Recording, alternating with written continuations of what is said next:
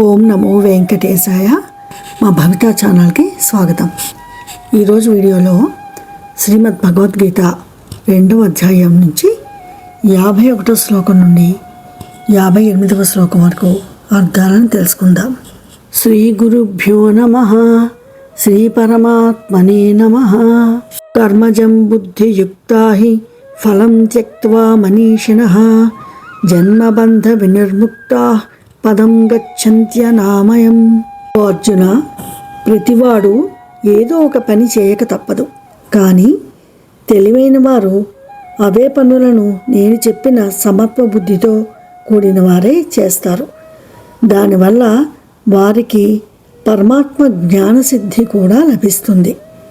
అందుకే వారికి కర్మల వల్ల జన్మించే బంధాలన్నీ తొలగిపోయి శాశ్వతమైన విష్ణుపదం అంటే మోక్షం లభిస్తుంది.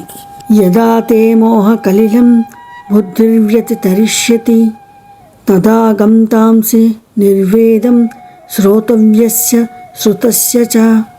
అర్జున, కర్మయోగానుష్ఠానం చేయగా క్రమంగా నీ మనస్సులో ఉండే అవివేకం తగ్గుతూ వస్తుంది.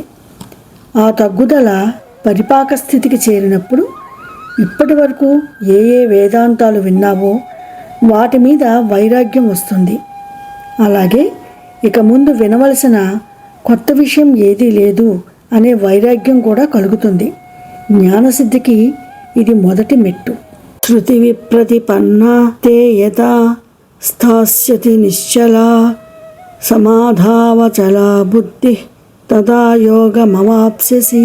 అర్జున, వేదాలలో అనేక రకాల సాధకుల కోసం అనేక రకాల సాధనా మార్గాలు బోధింపబడి ఉంటాయి. వాటి వల్ల నీ మనస్సు ఊగిసలాడుతూ ఉంటుంది. కానీ కర్మయోగ సాధనతో నీ మనస్సులో ఉన్న సందేహాలన్నీ తొలగిపోయి నీ సాధనా మార్గం ఏదో నీకు నిశ్చయమవుతుంది. అప్పుడు నీ బుద్ధి పరమాత్మలో దృఢంగా లగ్నమైపోతుంది. అప్పుడు నీకు జ్ఞానానుభవం దానంతట అదే లభిస్తుంది. ఇదే నిర్వికల్ప సమాధి. అర్జున వాచ. అర్జునుడు పలికాడు, స్థితప్రజ్ఞస్య కా భాష సమాధిస్తస్య కేశవ స్థితది కిం ప్రభాషేత కిమాసీత వ్రజేత కిం.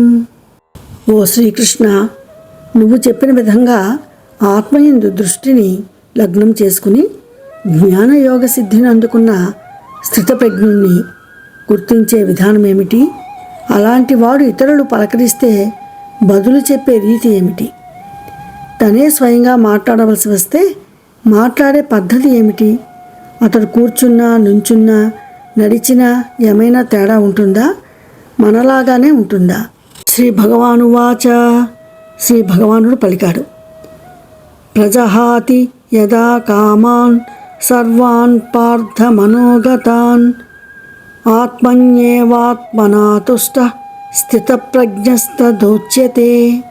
ఓ అర్జున, సాధకుడు ఎప్పుడైతే బాహ్యలాభాపేక్ష లేనివాడై తనతో తనే తృప్తి పొందుతూ ఉంటాడో అలాంటి తృప్తి వల్ల మనస్సులోని ఇతర కోరికలన్నింటినీ అప్రయత్నంగా విడిచివేయగలుగుతాడో అప్పుడు అలాంటి యోగిని స్థితప్రజ్ఞుడు అని పెద్దలు అంటారు. దుఃఖేష్వనుద్విగ్న మనః సుఖేషు విగత స్పృహ వీతరాగ భయక్రోధ స్థితధీర్మునిరుచ్యతే. అర్జున, స్థితప్రజ్ఞుణ్ణి గుర్తించటానికి మరో 4 లక్షణాలు చెబుతాను. 1, రకరకాల కష్టాలు వచ్చి మీద పడినా కూడా అతడు డీలా పడిపోడు. 2, అతడు సుఖాలను కోరుకోడు. అవి వచ్చి మీద పడినా కూడా ఆసక్తి చూపించడు. 3, అతడికి దేని మీద అత్యాసక్తి కానీ దేనివల్ల భయం కానీ ఎవరి మీద కోపం కానీ ఉండవు.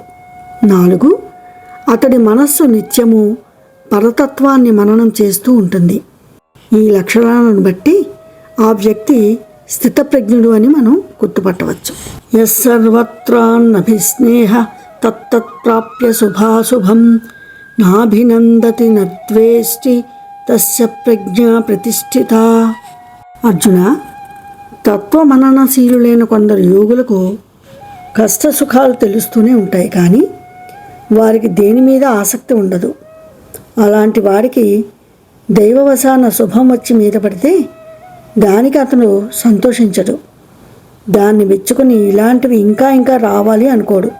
అలాగే అశుభం వచ్చి మీద పడితే దాన్ని ద్వేషించి ఇది పోవాలి అనుకోడు. అంటే కష్ట సుఖాలు అనుభవిస్తూనే ఉంటాడు, కానీ నిర్వికారంగా ఉంటాడు. అలాంటి వాడే స్థితప్రజ్ఞుడు. యదా సంహారతే చాయం కూర్మోం గానీవ సర్వసః ఇంద్రియాణాంద్రియార్థేభ్యః తస్య ప్రజ్ఞా ప్రతిష్ఠిత.